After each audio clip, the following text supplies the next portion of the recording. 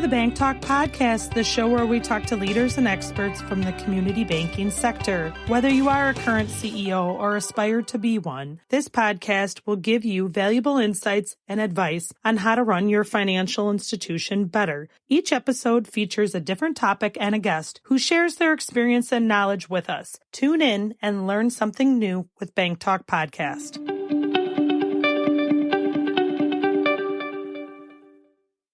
Hello and welcome to Bank Talk. I'm Charlie Kelly, your host and partner at Remedy Consulting.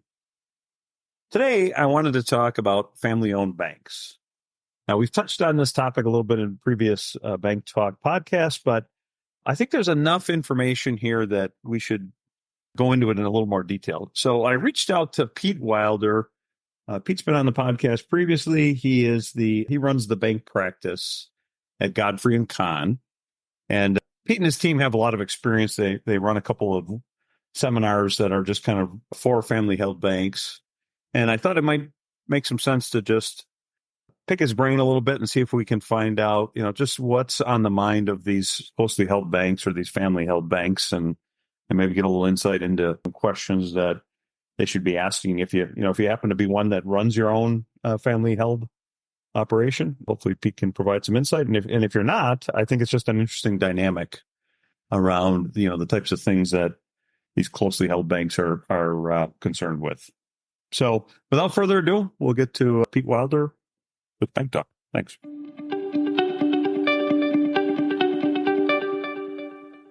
So I wanted to welcome back to the Bank Talk podcast, Pete Wilder. Pete, thank you. Thank you for joining us today. Thank you, Charlie.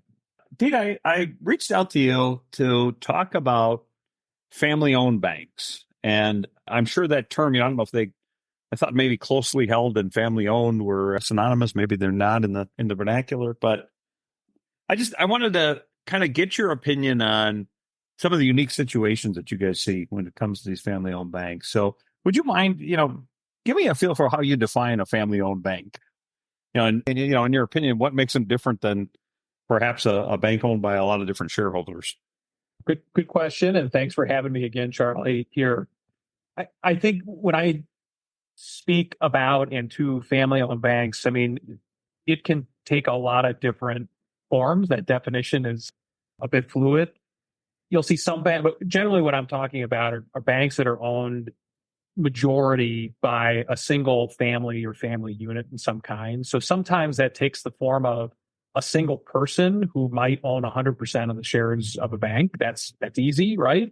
Sometimes maybe it's gone down to the second generation where there's siblings who own it.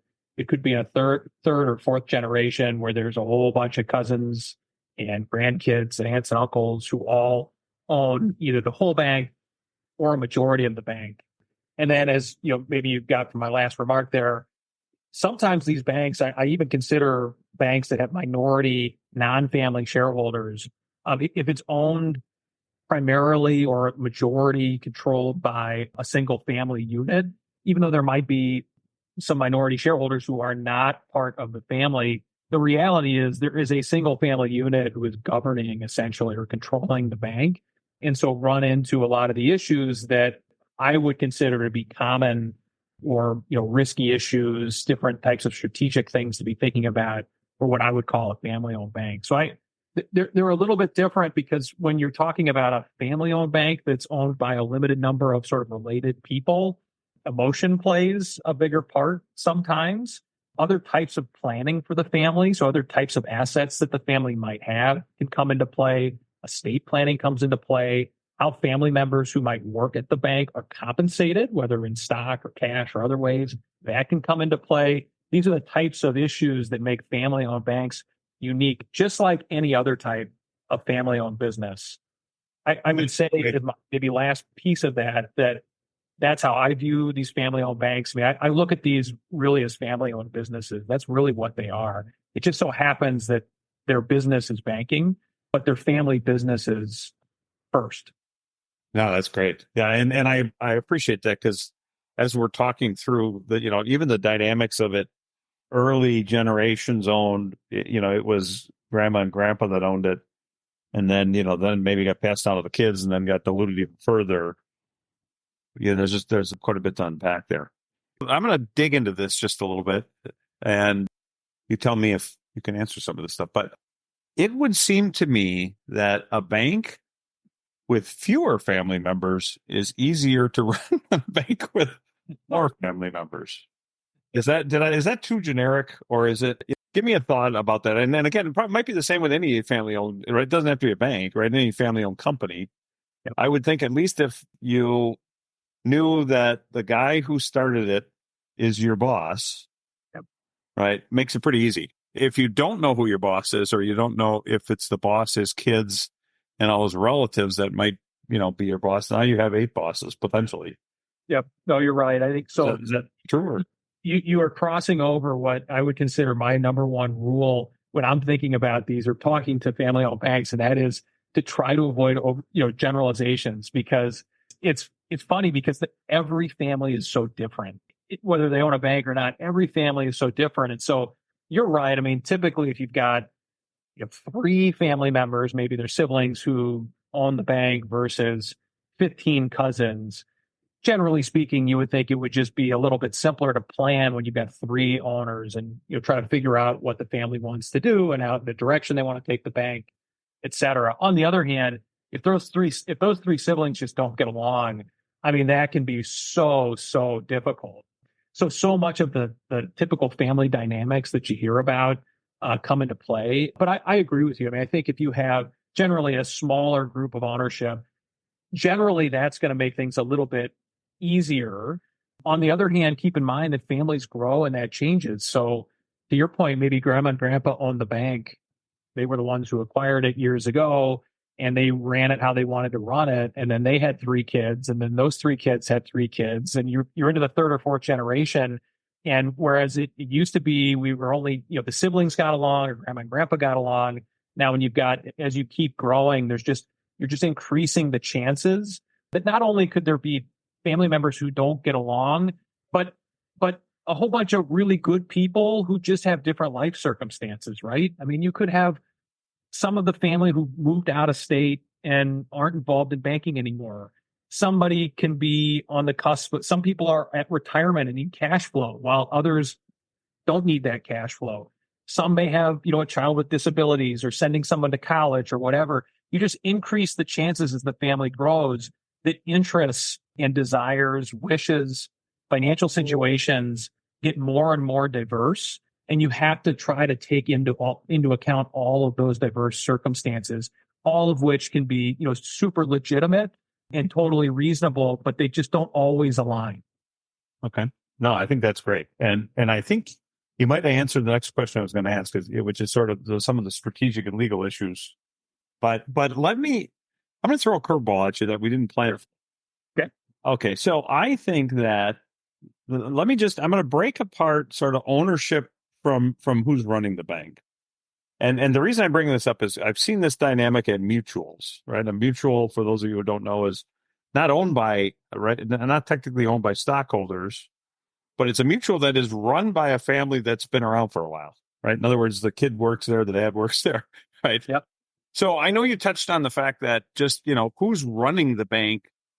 In the perfect world, you'd separate who's running the bank from who owns the bank, meaning you sort out the salaries, you sort out those types of things. But right, so if I just take the layer of who's employed by the bank, even within a mutual that is not family owned or doesn't have those dynamics, I've seen a lot of sort of family structure in there, like a lot of family members, even though maybe the dad ran the bank for quite a few years and then he brought the kids on.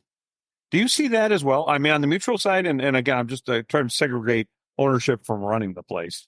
Yeah, good question. And just to be clear, I mean, I think we see a whole different range of how family ownership groups deal with the management part of the bank. Some of them do hire just professional management. A lot of times the family just is not involved as far as day-to-day management. They're on the board or involved, but they're not running the thing day to day. They have professional management essentially in there running it for the family. And that's one model. Another model is maybe one family member out of many is in there as the CEO and running the bank, and the family has sort of entrusted that individual either intentionally or that's just the way it shook out because that person wanted to, be in banking and nobody else did, with a significant asset of the families. So, protecting it, growing it, whatever.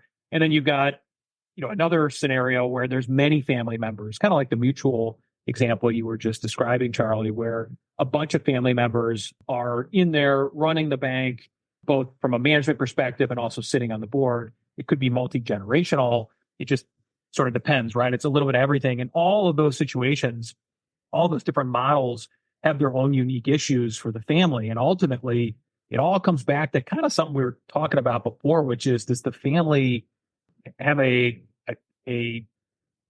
alignment on what the family wants with what is likely their largest asset or one of their largest assets, and sources of cash flow and wealth.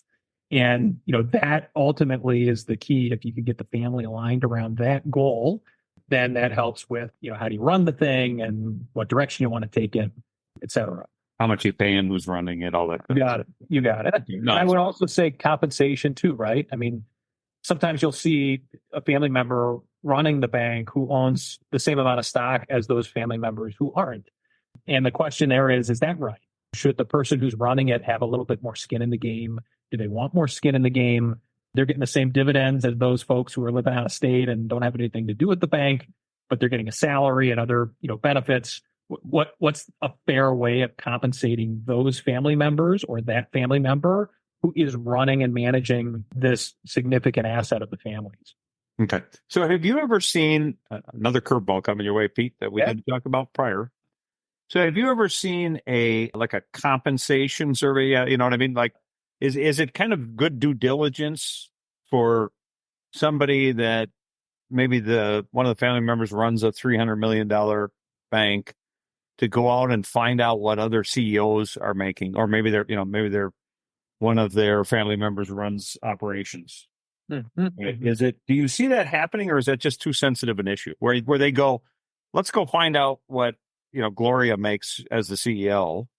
And is that fair compared to what other CEOs of a similar size make to run this operation? Or does that never happen because it's a family and it's sensitive and all that business?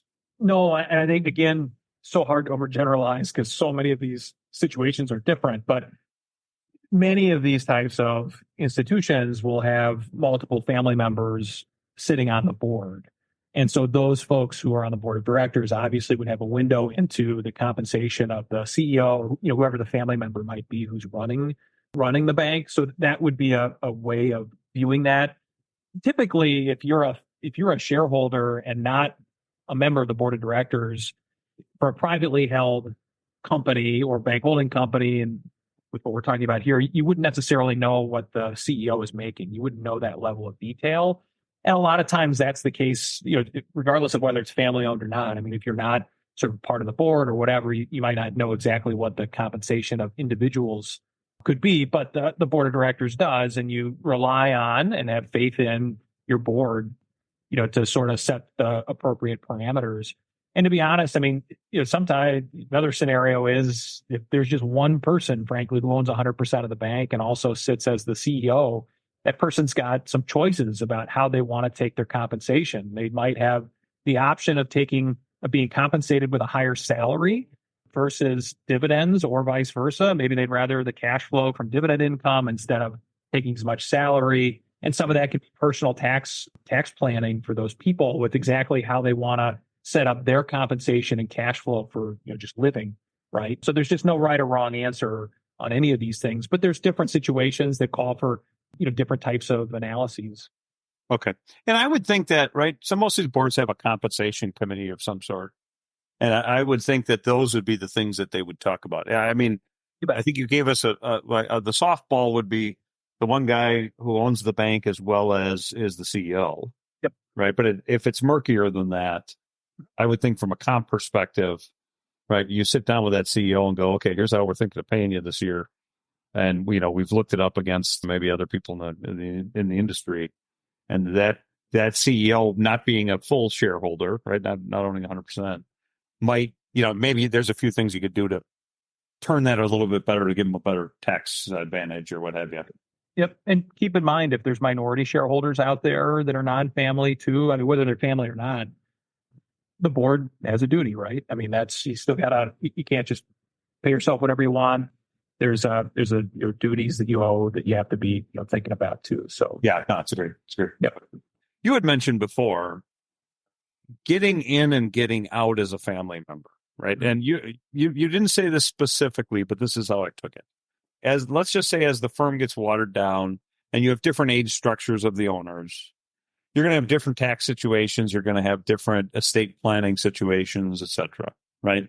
Is it easy for a family member to get out if they want to get out? Like if they say, "Hey, I'm willing to waive my dividend because I'll take the capital gains and I'll just sell my shares so I don't have to deal with my 13 cousins or whoever else." Like, right? I mean, that's a scenario I just made up, but.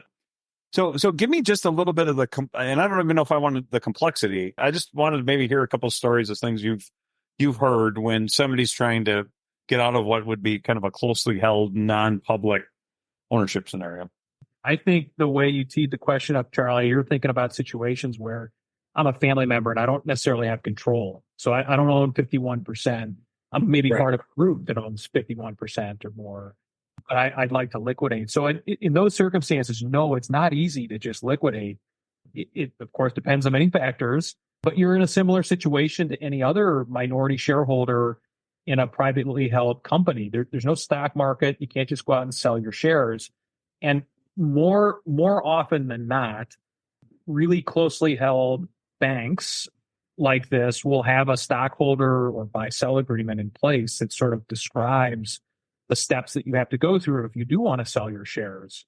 So if I say I own 5% of my family's bank and I want to sell it, usually I'm going to have to go out there and find somebody who wants to buy that, for one, which is not easy. Even if I do, I need to give a right of first refusal to the bank holding company and then to my other family members if they want to buy it. And I can only sell it to this, third party, outside party if none of those folks want to buy it. And what's more, a lot of times that buy, sell, or stockholder agreement will dictate the price at which the company or my family members can buy me out. And it might be book value or something that I don't find all that attractive. I might think it's worth a little bit more than that. And I'm not sure I want that. So usually when these circumstances arise, there's some kind of a discussion within the family, or maybe the bank holding company would think about repurchasing the shares from the person who wants out. The challenge there is there an appetite? Is that what the family, are there individuals in the family who want to do that? Is that the best use of the bank holding company's capital to buy those shares back? It's not an easy situation if you really want to liquidate your shares. In other situations where maybe you do own a majority, it's simple, right? You put the bank up for sale. I mean, if you own 51%, you put the bank up for sale and you liquidate it, essentially, just like any other family owned type business. There was a time in most family businesses that comes around where it's time to exit the investment. And that happens all the time. And of all the bank mergers that you hear getting announced that are out there, a decent chunk of those, at least some of them, are institutions like we're talking about, where the family's made a decision that says, it's just time for us for whatever reason. Right. CEO's sick of running it, or right. Wants to retire or something like that. That's right. I could see a couple scenarios there that would make some sense. Let me just dig into what you just said and see if I can peel this apart a little bit. So if I'm a family shareholder and I'm a minority shareholder, and you're saying that some of these buy-sell agreements might include a value, and again, it's something. I would think it would be a dynamic against something the industry understands, and to your point, book value, right? Mm-hmm. In that scenario, do they have to go get the bank valued, or not really, because book is book? Yeah, you don't have to go get a valuation expert at that point in that scenario. It's one of the most common questions that we get when folks are having us review or draft or have questions about their shareholder agreements / buy-sell agreements, is what's the right value? And the answer is there's just no such thing. It's all over the board. Some buy-sells will say it's book value. Some will say you have to go get a third-party appraisal. If you have to get an appraisal. Some of those buy-sells will say the appraisal has to take into account certain discounts for the lack of marketability and the lack of control of the shares being sold. Some of them say, no, you don't take those discounts. Honestly, some of them will say it's just 120% a book or it's 80% a book. It just, they really are all over the place. And as you can imagine, Charlie, and maybe your listeners can on this, sometimes they are designed to favor either those who want to sell their shares or those who don't. So, for example, it might say, well, you can sell your shares, but the holding company gets to buy them back as a right of first refusal to buy them back at 80% a book. Well, that's a real disincentive to try to go sell your shares somewhere, right? Yeah, that keeps them in the family. Sure. Okay. Exactly right. And the idea, whoever drafted that, the idea was we're going to keep these shares in the family and we don't want people selling them outside the family. So sometimes you do see things like that, but it really is all over the board what the right value is. There's no right value for what should we be, paying for stock repurchases or buybacks or whatever. Okay.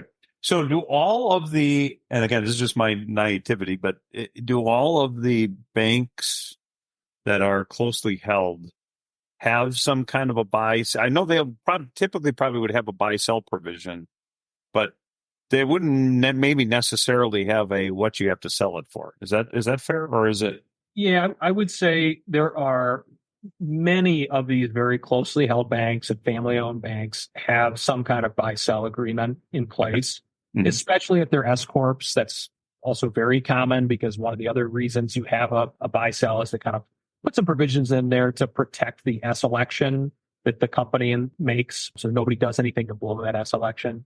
Okay. So you do see these very commonly amongst very closely held banks. And many times they have a right of first refusal or other types of things. Sure. Like I was describing earlier. What gets interesting about these things is a lot of times they get put in place at a certain generation, right? Like I mentioned before, grandma and grandpa owned the bank and they put a buy-sell agreement in place that worked for grandma and grandpa. Well, now we're 3 generations down the line, and what grandma and grandpa put in place make absolutely no sense for a bunch of cousins who, siblings and cousins now who own the bank. And so there is maintenance on these things. And unfortunately, when it comes up, when the issues come up, it's too late, right? Like you wish that someone had looked at this a generation before or 10 years before, or whatever it is. Families start disagreeing or want to buy or want to sell shares or do something different. And you pull out the agreement and you say, oh my gosh, this just I don't even know, where do we begin? There's a real problem here. We thought we had an agreement to prevent, problems within the family. And now you look at the agreement and it doesn't make any sense for where we are today. Yeah, that's a great perspective because, just normal governance, right? If you're a shareholder, well, let me rephrase that. If you're a board member, but not necessarily a shareholder, this is not something you'd probably normally review in your board meetings. If you're a family held and you're a board member, it probably is something that, the group should look at. And that's, again, if there's a whole bunch of them, it maybe is not so easy, but at a board level, you probably could look at that agreement and just make sure you feel like it's optimized for whoever the owner is today versus maybe what it looked like a couple decades ago. Right. Okay. No, that's a great perspective.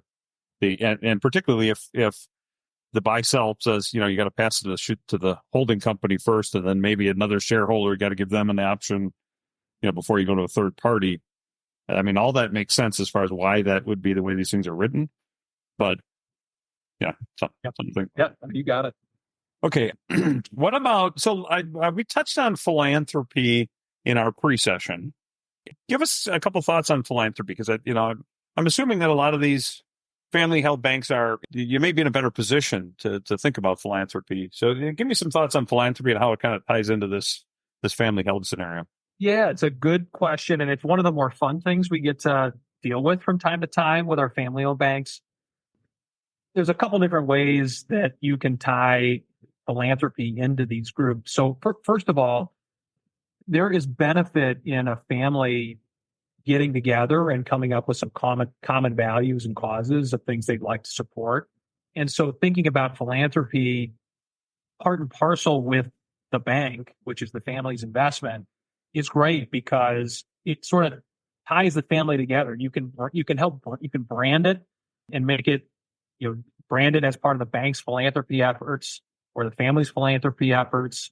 And then you can also have family members who are all involved in some kind of loose sort of corporate governance type structure. It doesn't have to be a legal one, but some kind of governance structure where there's family members getting together on an informal board or something else to make decisions on how to give some of the family's funds away if you're going to commit to some philanthropy of some kind. And there's benefit because just from a relationship perspective, again, family members start spreading out in different stages of life. Having that common reason to get back together to do something good for the family's community and work together on some common values can be really, really good for the family. And it can be good for business and good for the bank's branding and everything else. And there's different ways that banks can do the philanthropy stuff. They can either do it through a formal foundation, which can be a bit cumbersome. There's a lot of tax rules if you actually come up with a real foundation to sort of govern. Or you can do it more informally through a donor-advised fund, which your listeners may be familiar with, which is a little more informal. You sort of turn over some money to a third party who technically manages it, but takes direction oftentimes from whoever the donors were. And you can still come up with, sort of an informal structure for the family to get together and decide which causes you want to support. So I've seen a couple families do this. They do it really, really well. It's great for the bank. It's great for the family. And it's just a little bit of a different spin to what you would typically think of from a community bank. Sometimes you see a bank supporting the community, but doing it in an organized fashion through sort of a foundation type, family supported and run organization is really nice. We'll be right back. If you're dealing with a technology vendor, consider giving Remedy Consulting a call. At Remedy, we're dedicated to helping our clients get the most out of their tech spend.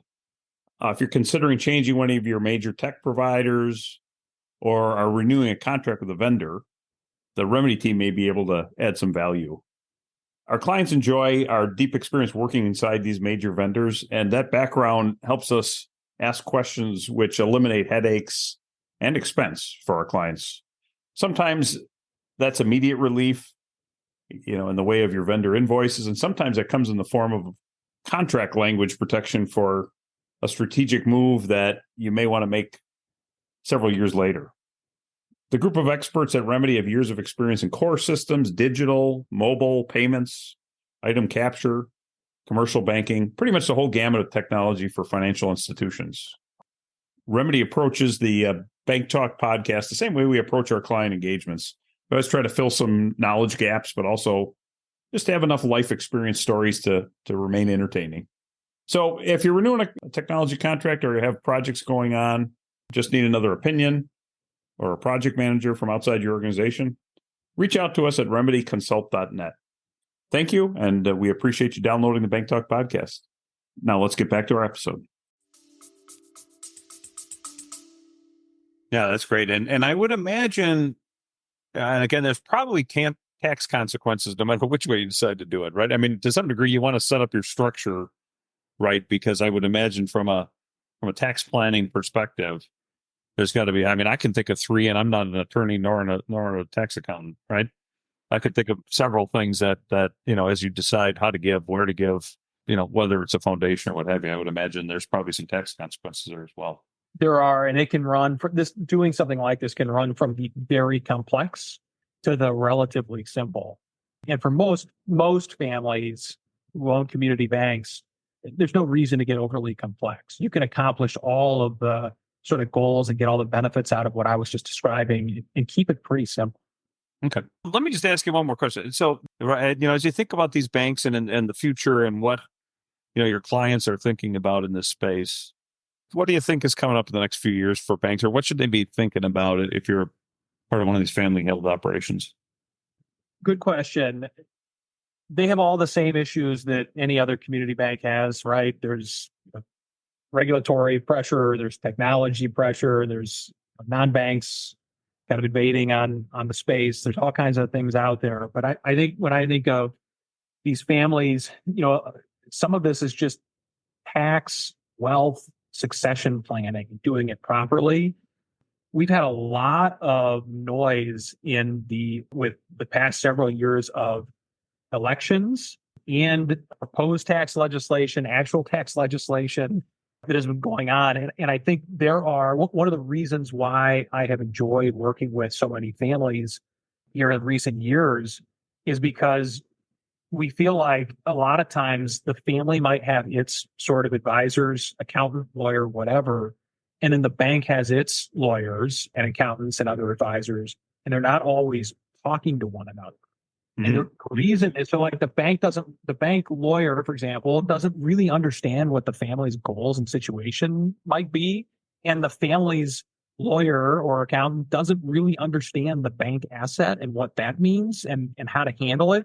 And so really over the next couple of years, especially with the estate tax exemption, for example, potentially sunsetting in a couple of years, like there's some real need for families to make sure that whoever they're working with understands the bank and vice versa so that you don't miss opportunities because we have seen over the years some folks kind of miss some opportunities that just didn't have to be missed. And wasn't because anybody did a bad thing. It wasn't bad advice. It wasn't bad advisors. It was just folks not knowing what they didn't know. And you can kind of solve for some of that stuff. So over the next couple of years, we try that. Really, to me, what gets me excited is the opportunity to, for families to sort of find those people who understand what's going on in the tax and wealth space and make sure that their personal wants, needs, desires are aligned with the reality of what is probably their biggest asset, which is the bank. No, that's a great perspective. And honestly, Pete, this ties a little bit into some of the things that we do for a living within the remedy space as well, because and we've talked about this, I think, in a previous podcast, but right, you also have, if you're thinking that the bank is going to change hands, you're going to CEOs retiring, and you need to sell the bank at some point in the future. Right. Not only do you have a tax planning consequence, you have all these potential technology costs and, real estate costs and exit fees and all those types of things too, that in our space, we've seen people miss them because they aren't thinking far enough ahead. Right. Yeah. You got to remember, right. You're signing these contracts years out and sometimes years out is just a little too far for some folks. Start thinking about, hey, man, how am I getting out of this? If we're thinking we're getting out in the next 5-10 years, how are we doing that? And, do we have somebody that can look over this thing, make sure we got our butt covered or whatever? So, yeah. And I think, so that is actually super important. If you think about the bank as being probably the largest asset that a family might own, not always, but often that's the case. It's the family's primary asset. The core processing contract, for example, is the largest contract at your largest asset. It's a big deal, and it's a higher level sort of analysis and decision. And what we have seen in real life has been folks don't think out far enough ahead, right? Like nobody was thinking that dad or Uncle Bob or whomever was going to die when we signed this 6-year contract or 8-year contract or whatever it was. Now dad or grandpa or Uncle Bob or whomever has died, and the situation within the family is totally different. That was who was running the bank, and now we don't have somebody to run the bank. What happened? Or somebody's retiring or got disabled or whatever, like we were mentioning earlier. Things have changed. The dynamics within the family and what you hold to be important and where your priorities are can change very quickly. And it is worth spending the extra time thinking about the issues that you were just talking about, Charlie. Even if you thought, boy, we've owned this thing for 4 generations, we're never selling it, we're never going to buy anybody, this is the way we want to do this. That changes literally in a heartbeat sometimes. It can happen. Yeah, and sometimes those exit fees can be higher than what you thought you're going to be taking out of it. So, I mean, when everything bubbles out of it, sometimes those exit fees are pretty significant enough to at least certainly and dollars you thought would be in your pocket maybe end up in a vendor's pocket or whatever. So I think. And I think that's right. And the other example that I use for folks is, if you owe $1 million, an exit fee or anything else, and it's spread amongst a bank that has 100 shareholders, that hurts. But if it's spread amongst a bank that has 5 shareholders, that's real money. Right. And that sort of highlights how important that can be. Yeah, that's a great perspective. All right, Pete, is there anything else we missed from our prep session? No, I don't think so. That's important here. No, I don't think so. I think this is a great discussion, Charlie, and I'm very appreciative. I think part of my job here is spreading the word a little bit to get some of these family-owned banks to start thinking a little bit more holistically about, not just the bank and not just the family, but about the bank and the family, and making sure that they're getting the right advice in a more holistic manner. So this kind of stuff is really important to me, and I'm very thankful. No, that's great. And I think if you see some of the mistakes that got made, the recommendation would always be, right, get together with your advisors once in a while. I mean, it might feel like it costs you a little bit, but the downside can be really painful if you don't do the planning and you don't, right? The tax consequences, the technology, all those things that you don't think about will hurt you a lot more than if you're a little proactive with it. Couldn't agree more. Excellent. Well, Pete, thank you for joining us on Bank Talk today. Appreciate you coming back, and I'm sure we'll be talking again in the future. Happy to do it. Hey, thanks, Charlie. Okay, so that's it for Bank Talk. Thank you for listening today. Have a good day and keep on learning. Thank you for listening to the Bank Talk podcast, brought to you by Remedy Consulting. To reach out to Pete or Godfrey and Con, go to gklaw.com. If you like what you hear, please rate, review, and share our work with others. Thanks again, and we will see you in the next episode.